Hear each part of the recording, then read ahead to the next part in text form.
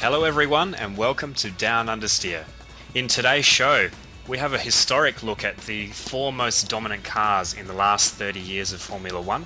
We go through the latest news at the Formula 1 paddock and we give a preview to next week's Melbourne Grand Prix. Let's go. News from the F1 paddock. We've got Red Bull still stirring some controversy with their new rear exhaust. Adrian Newey said only a couple of days before testing that the exhaust blown diffuser days were over. Is that true? I mean, there's been plenty of reports from Barcelona of the Red Bull making strange exhaust noises going into corners. Well, I guess that's all around this. This Red Bull blown rear exhaust. I don't know if we should call it that, but it does seem like they're forcing misfires out of the back of the exhaust, giving us this strange sound, and also creating some flow or some hot flow down the back of the car. Yeah, I mean, misfires, is it some kind of traction control system, or is it to do with the exhaust gases? 4 teams at the last test, McLaren, Red Bull, Sauber and Mercedes all seem to have a system going at the moment where they've got very specifically designed side pods. The FIA stipulated that the exhaust had to be pointing up into the air, but some teams now have got the air flowing over the radiator pods and down the back of the car, and as the exhaust gases are coming out, they're getting caught up with this fast moving air over the top of the side pod, and literally the exhaust plume is being bent backwards over the back of the car and down towards the diffuser.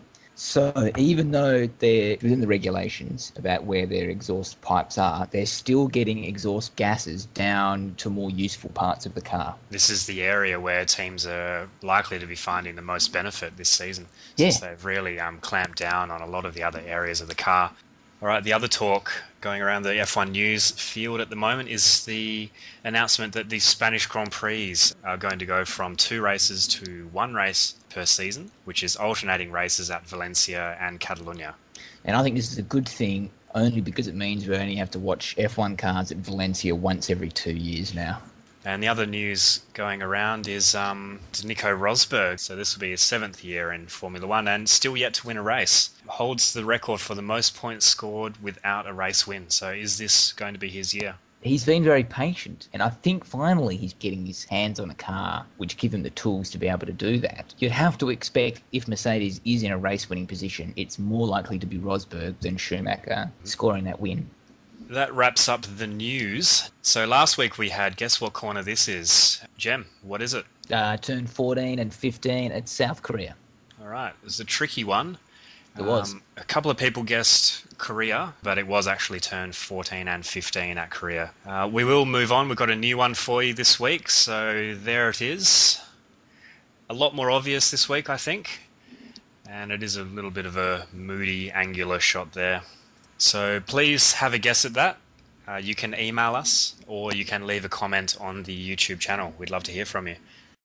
Over the last 30 years, there's only been a few where we've had an utter domination of a particular car in that season. We've taken 4 of these examples for you and we're going to give a rundown on each of the cars and what made them so great. So starting off, we have the McLaren MP4. So, the McLaren MP4 came out for the 1988 season. Designed by Gordon Murray, I guess it was just a continued evolution of that first carbon fibre car that McLaren produced in 1981. At this time, coupled to the 1.5-litre V6 turbo that Honda was producing for the final year, and also coupled to 2 of the greatest drivers ever to race in F1, Ayrton Senna and Alain Prost. It won all but one of the 16 races in 1988, and the only race it didn't win, Senna was on track to win before tripping over a car he was lapping at Monza and crashing out, and Ferrari snatched that single victory.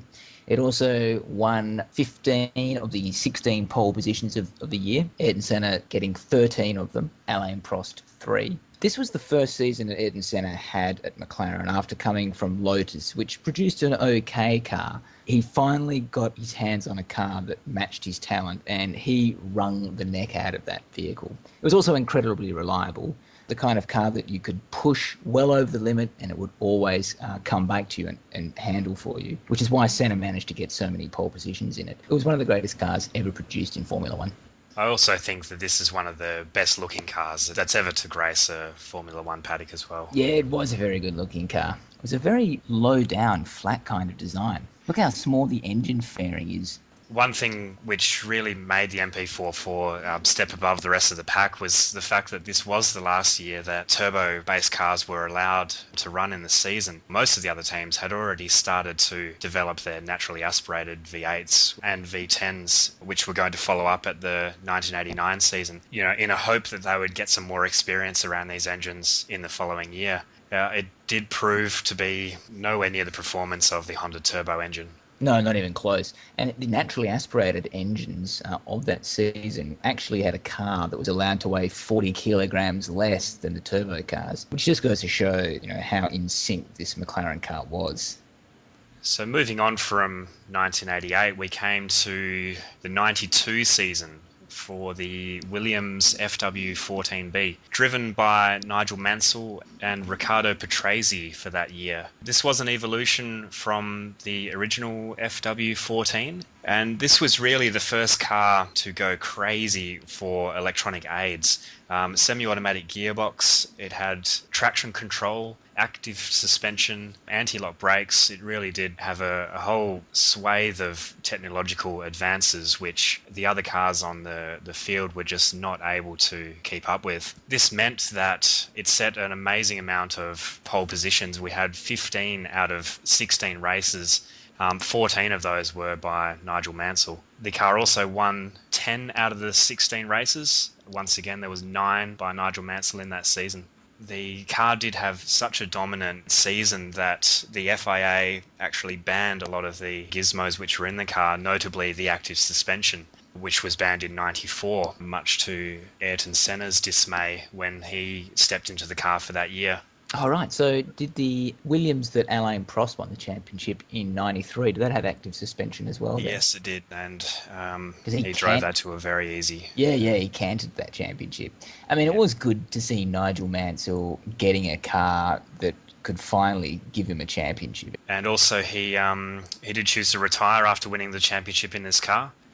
So leading on from there, we've got a couple of years before we saw the next dominating car, which led on to the Ferrari F2004.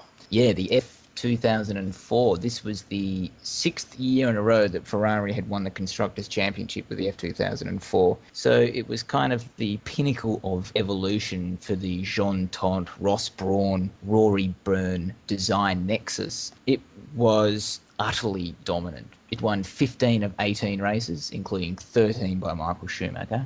Scored pole 12 times, 8 for Schumacher, 4 for Rubens Barrichello. But it was the way that it won the races in that year which made it such a processional season. Usually, if they could get pole position, they could be carrying a little bit more fuel than the guys behind them. And so they would just cruise around until everyone else had pitted, put in 2 or 3 super hot laps, come out, made sure they were in front, and then just cruise to the end.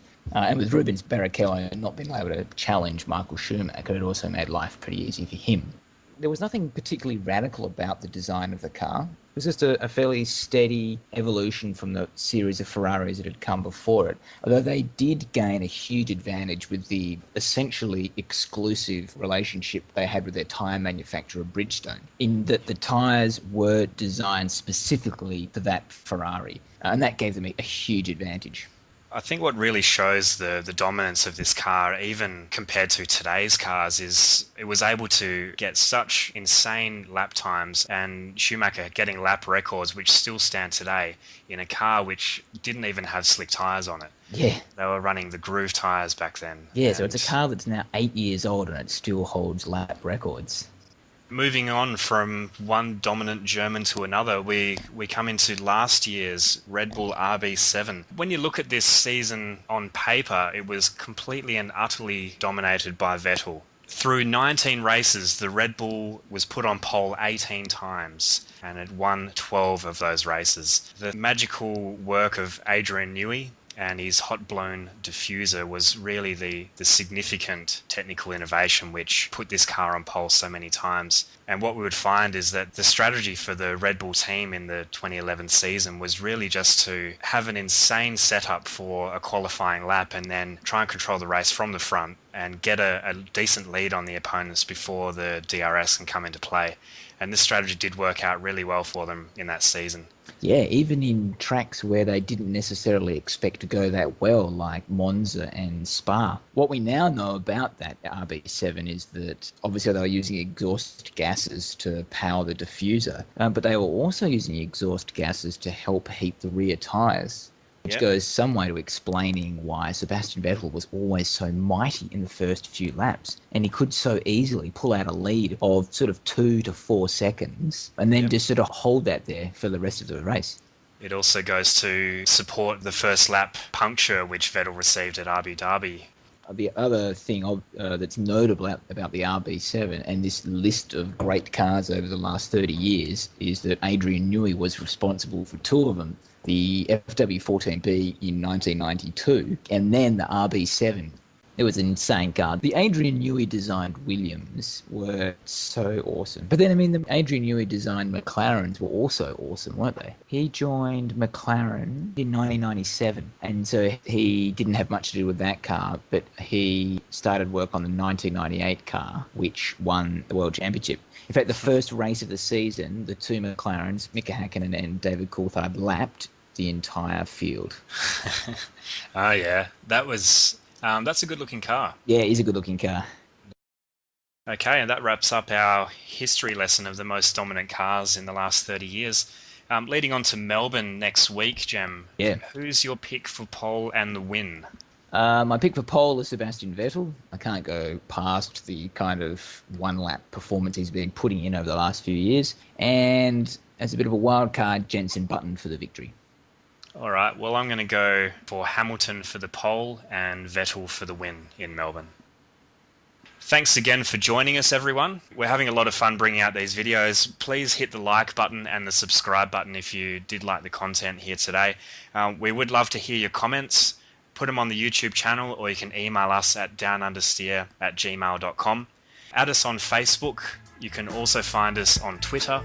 And until next week, this is Franky and Jem signing off.